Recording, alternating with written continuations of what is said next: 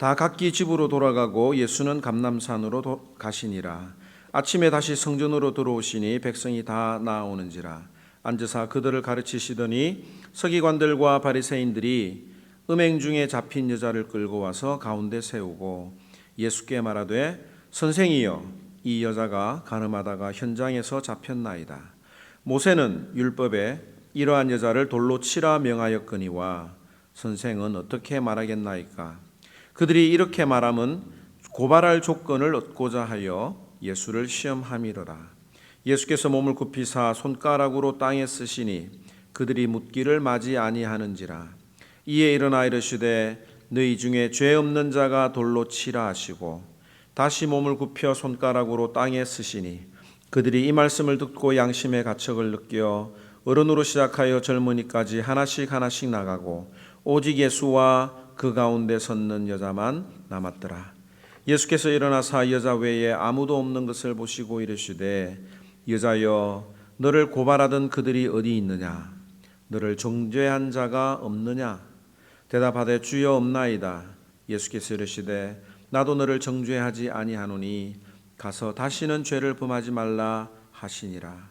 예수께서 또 말씀하여 이르시되 나는 세상의 빛이니 나를 따르는 자는 어둠에 다니지 아니하고 생명의 빛을 얻으리라.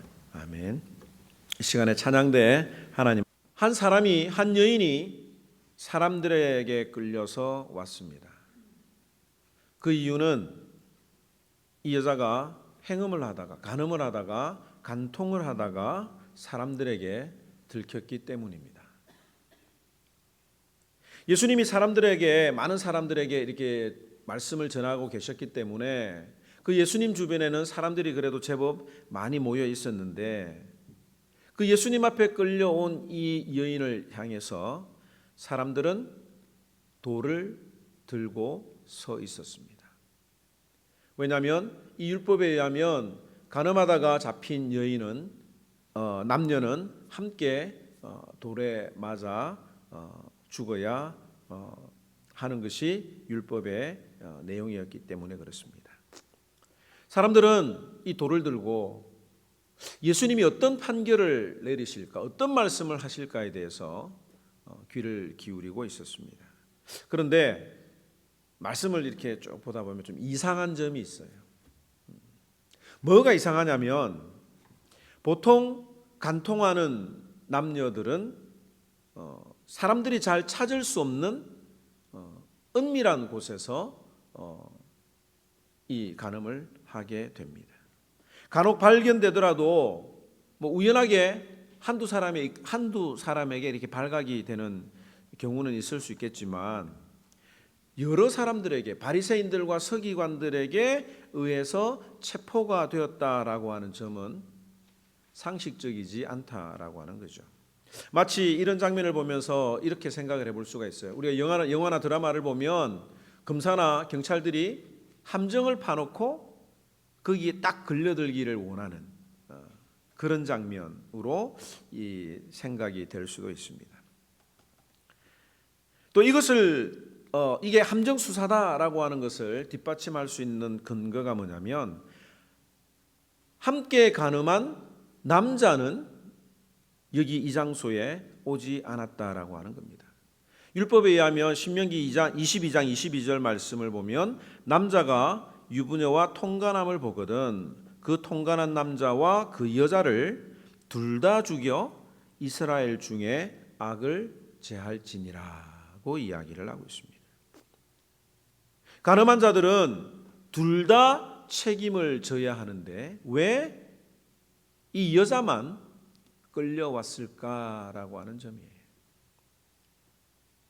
어쩌면 이 바리새인들과 서기관이 그 남자를 매수해서 그런 장면을 유도하게 했는지도 모르겠습니다. 그리고 바리새인들과 서기관들이 예수님 앞에 이 여자를 붙잡아 온 것은 예수님을 시험에 빠지도록 하기 위한 것이었다라고 6절에 이야기를 하고 있습니다. 그들이 이렇게 말하면 고발할 조건을 얻고자 하여 예수를 시험함이로라. 이 여인이 예수님 앞에 끌려온 것은 바리새인들과 서기관들이 예수님을 모함에 빠뜨리기 위해서, 위험에 빠뜨리기 위해서 만들어 놓은 함정수사와 같은 어떤 그런 상황이었다라고 하는 것을 여러분들이 생각을 하시면 되겠습니다. 그리고 예수님의 대답을 기다리면서 이렇게도 저렇게도 빠져나가지 못하도록 딱 세팅을 한 거예요. 만약에 예수님이 모세의 율법대로 이 여인을, 가늠한 여인을 돌로 쳐 죽이라고 이야기를 한다면 평상시에 사랑을 강조했던 예수님의 가르침에 위배가 되는, 그래서 사람들은 이렇게 공격하려고 했던 거죠. 저 예수님은 위선자다. 말로는 사랑하라 그래 놓고 저 여인을 어떻게 돌로 쳐 죽이라고 하느냐라고 하는 그 공격의 빌미를 딱 준비를 하고 있었습니다. 반면에 만약 사랑으로 그 여인을 풀어주라라고 이야기를 한다면, 말씀하신다면, 예수님은 모세의 율법을 지키지 않는 사람이다라고 해서 제사장에게 고발할 그런 계획을 가지고 있었던 것입니다. 그 장소에 예수님 앞에, 많은 사람들 앞에 끌려온 그 여자의 마음은 어땠을까요? 또 그 여인을 죽이기 위해서 돌을 집어든 사람들은 어떤 마음이었을까? 오늘 우리가 그 마음을 좀 깨닫고 간다면 이 말씀을 듣는 유익함이 있으리라고 생각이 됩니다. 그래서 기억에 제일 잘 남는 방법은 우리가 직접 해보는 거예요. 마치고 나가면서 우리 오늘 성경 본문이 뭔지도 잊어버릴 수 있는데 우리가 직접 한번 해보도록 하겠습니다. 혹시 여러분들 중에 내가 가늠한 여인이 되어서 한번 그 여인이 되겠다고 자원하는 분들이 계시진 않겠죠? 있습니까? 그래서 이 이야기를 아내한테 이야기했더니 누가 하겠냐고. 죄명이 뭐 다른 것도 아니고 간음했는데 그래서 본인이 하겠다고 그랬습니다. 그래서 가운데 여기 앉아주시고요. 딱 이렇게 무릎 꿇고 저 뒤에. 그 다음에 밑에 보면, 의자 밑에 보면 벽돌이 하나 있습니다. 그 나무 이 브릭이 있는데 딱 들고 여러분들이 다 들어주세요. 벽돌을 다 한 번씩 들어주시고. 그 죄 지은 사람이 의자에 앉으면 어떻게 하겠습니까? 무릎 바닥에 이렇게 있어야지.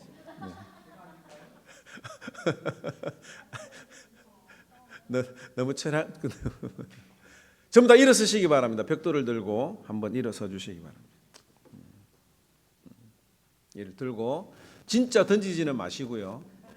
제가 사랑하는 아내니까 던지지는 마시고 벽돌을 들어서 저 여자를 돌로 쳐 죽이게 하소서라고 한번 외쳐보도록 하겠습니다. 시작.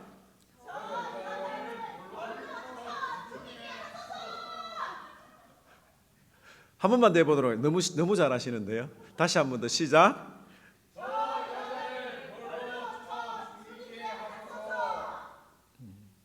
지금 이 정황을 보니까 함정 수사에 빠진 것 같은데 이 여인의 마음은 어떻습니까? 어떤 마음이 듭니까? 네, 자리에 앉아주시고 이렇게 서 계시고요. 그때 예수님께서는 아무 말씀도 하지 않으셨어요.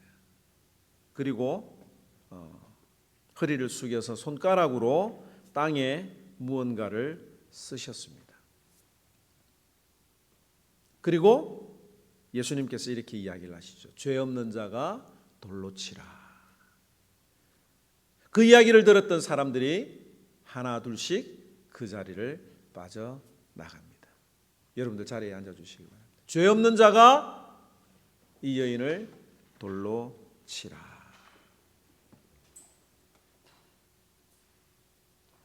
예수님께서는 과연 허리를 숙이셔서 손가락으로 무엇을 쓰셨을까?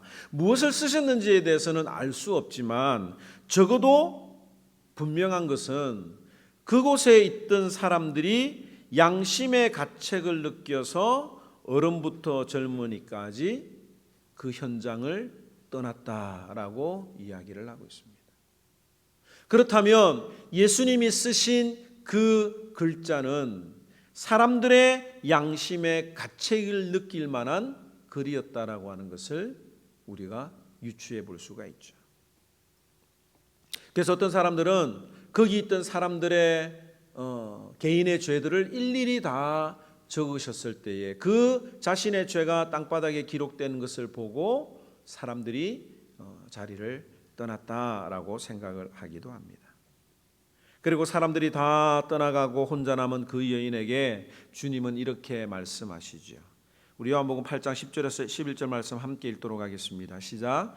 예수께서 일어나사 여자 외에 아무도 없는 것을 보시고 이르시되 여자여 너를 고발하던 그들이 어디 있느냐? 너를 정죄한 자가 없느냐? 대답하되 주여 없나이다. 예수께서 이르시되 나도 너를 정죄하지 아니하노니 가서 다시는 죄를 범하지 말라 하시니라. 예수님께서도 그 여인을 정죄하지 아니하시고 다시는 죄를 짓지 말라고 하시면서 그 여인을 보내주셨습니다.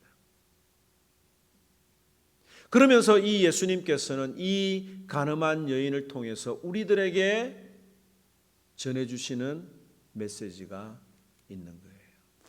우리 12절 말씀 다 같이 크게 읽도록 하겠습니다. 시작. 예수께서 또 말씀하여 이르시되 나는 세상의 빛이니 나를 따르는 자는 어둠에 다니지 아니하고 생명의 빛을 얻으리라. 예수님은 자기 자신을 세상의 빛이라고 선언을 하십니다. 세상의 빛이라고 하는 뜻은 무엇일까요?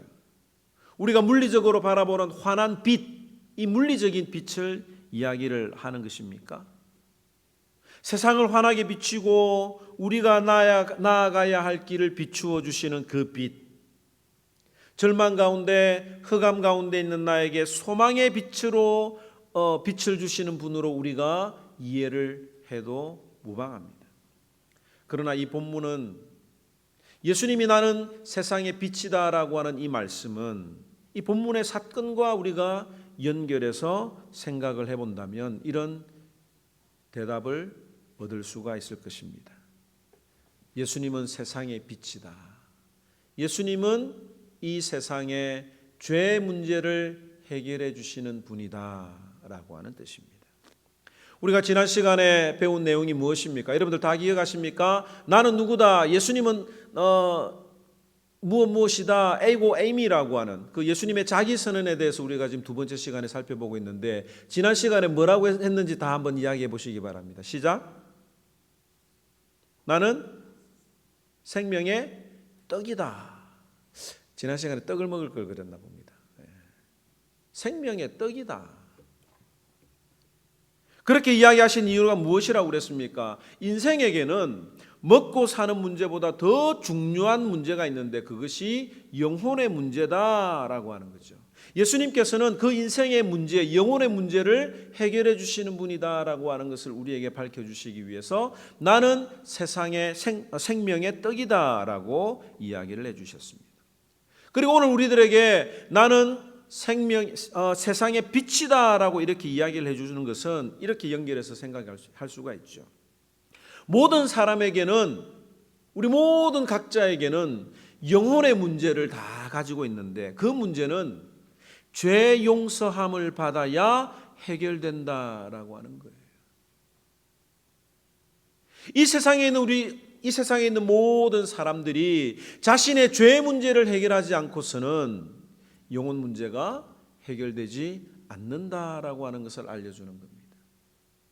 예수님만이 우리의 죄를 밝혀 주시고 용서해 주시는 분이라고 하는 것을 오늘 우리들에게 말씀을 전해주고 있는 거죠. 왜 생명의 빛이신 예수님께서 우리의 죄를 어떻게 해결해 주십니까? 우리가 잘 알고 있는 대로 빛은 어두움을 밝히잖아요. 빛이 밝으면 밝을수록 더 더러움이 드러납니다. 여러분들 이 체육관에 아주 강력한 빛을 비춘다면 무엇이 보일까요?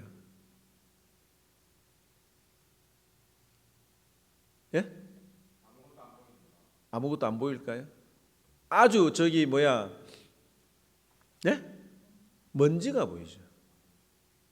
우리 눈에는 지금 보이지 않는 이 먼지나 이런 안 좋은 것들이 강력한 빛을 비추면 그곳에 돌아다니는 먼지들이 보이게 되는 겁니다.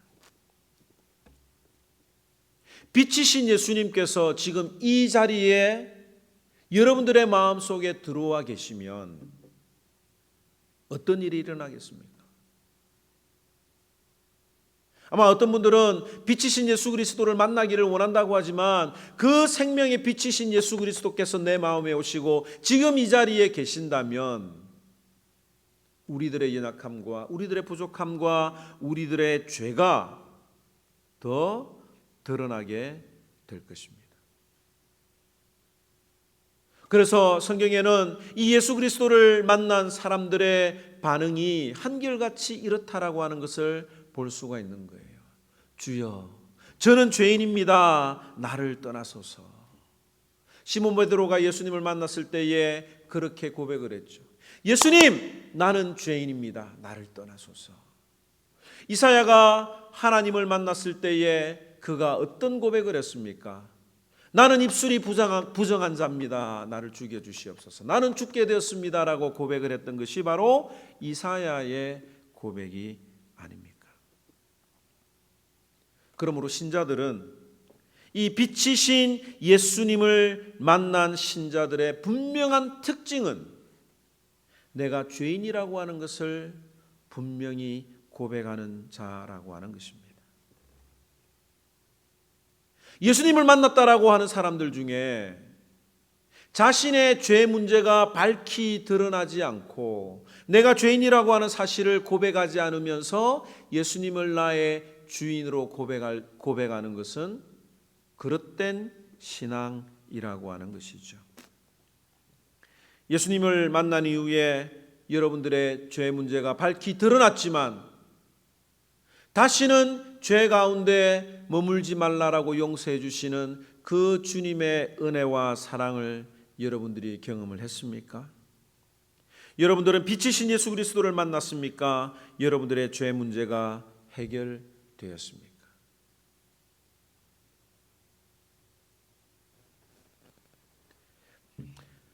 어떤 분들은 내가 그렇게까지 죄인이냐?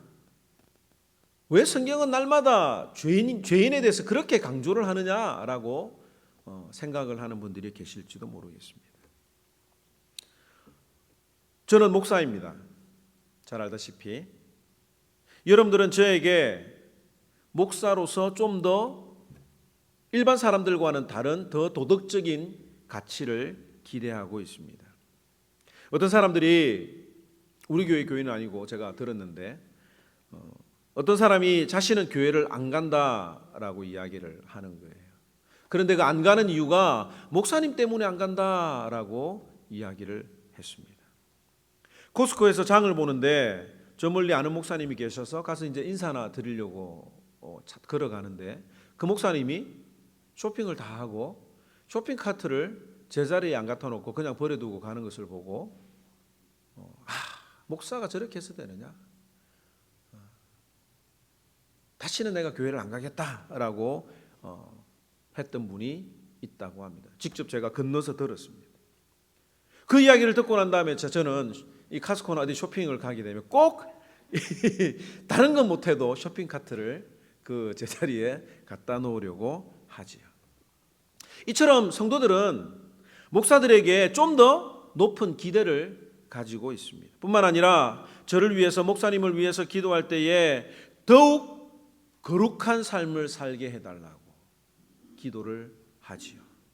또 주님의 손에 완전히 이끌리는 목사가 되게 해달라고 여러분들은 저를 위해서 기도를 합니다. 저 또한 목사로서 그런 삶을 살기 원하고 또 그런 삶을 살기 위해서 부단히 노력하려고 합니다. 이 쇼핑카트뿐만 아니라 말씀대로 사는 삶을 살기 위해서 최선을 다하려고 하지요. 그런데 마음 한 구석에 이런 마음이 있습니다. 여러분들도 좀 목사의 삶을 살아야 되지 않는가? 병원에 입원해 있는 한 청년의 몸을 돌아보다가 이 똥도 닦아줄 만큼 여러분들이 뭐 예수 믿는다고 하면서 그런 어떤 삶을 한번 살아봤을까? 밤이건 낮이건 내일처럼 이 다른 사람의 필요를 위해서 여러분들도 좀 자기 자신을 희생했으면 참 좋겠다라고 하는 마음들이 목사의 마음 속에 있어요. 아마 제가 여쭤보진 않았지만 정주호 목사님도 그런 마음을 아마 많이 가지고 계셨으리라고 생각이 듭니다. 아마 목사님들은 아마 다 그런 마음들을 가지고 있을 거예요. 말로만 사랑 외치면서 조금도 희생하지 않으려고 하는 모습을 볼 때마다 이 목사의 마음속에 허탈한 마음이 들 때도 있죠. 그렇게 가르쳤는데 주님이 지신 십자가를 나도 지겠습니다라고 눈물로 기도하면서 하나님 앞에 매달리는 모습을 보다가 근데 실제 삶은 다른 사람을 전혀 배려하지 않는 모습을 볼 때 어떻게 해야 될지 참 난감할 때도 있습니다. 그래서 여러분들도 몸이 부셔질 만큼 피곤해도 밥을 굶어도 내 자신의 일은 포기하더라도 심지어 가족 일이라 할지라도 그것도 포기하고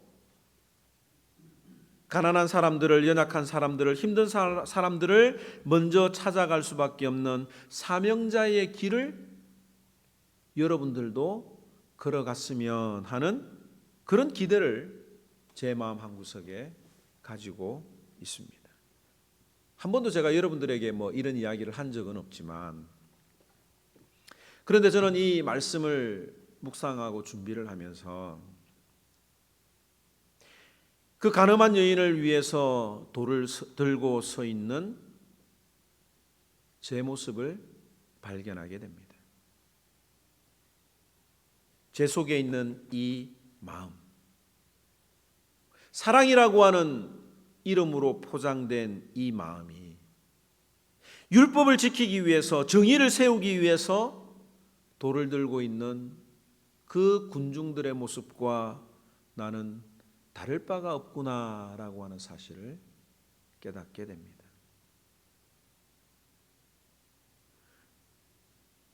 진정한 사랑이 무엇입니까?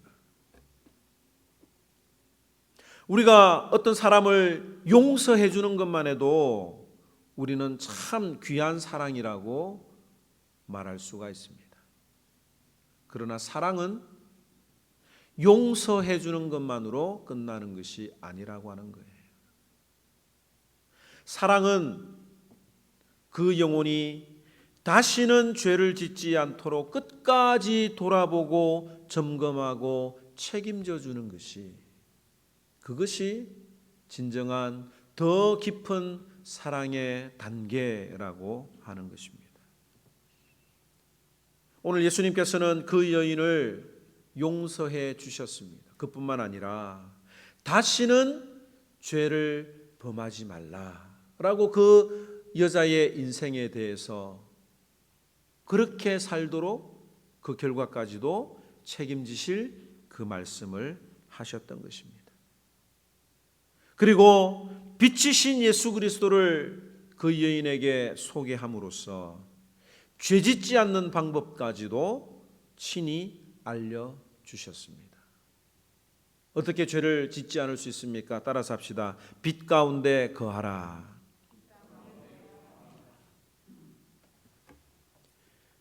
오늘 우리가 돌을 들고 잠깐 그 퍼포먼스를 우리가 한번 해보았지만 여러분들은 어떤 자리에 여러분들이 서 있었다고 생각을 합니까? 가늠한 여인의 그 자리에 있었다고 생각을 합니까? 아니면 군중의 자리였습니까? 과거에 가늠한 여인이 앉았던 그 자리, 그곳에서 주님을 만나 아무 말도 할 수 없었던 내가 그곳에서 죄사함의 기쁨을 누렸던 내가 나도 모르는 사이에 누군가를 정죄하는 그 자리로 옮겨진 것은 아닌가? 우리가 한번 생각을 해 보아야 할 것입니다. 내가 그 여인이라고 생각을 하지만 내 마음속에는 여전히 돌을 들고 사람들을 정죄하고 비난하려고 하는 마음들이 있진 않는지요. 만약 그렇다면 내가 빛이신 주님을 따르지 않았던 것은 아닐까? 자기 자신을 돌아보는 시간이 되기를 주님의 이름으로 축원합니다. 12절 말씀 다 같이 함께 읽도록 하겠습니다. 시작. 예수께서 또 말씀하여 이르시되 나는 세상의 빛이니 나를 따르는 자는 어둠에 다니지 아니하고 생명의 빛을 얻으리라. 예수 그리스도를 따라가는 자는 더 이상 어둠에 다니지 아니하고 생명의 빛을 얻으리라. 지금 이 시간 다 같이 눈을 감고 내 마음속에 들어와 계신 그 빛이신 예수 그리스도의 모습을 한번 떠올려 보시기 바랍니다. 그 환하신 예수님이 내 마음속에 들어오실 때 내 마음속에 또 드러나야 할 것들이 얼마나 많이 있는지,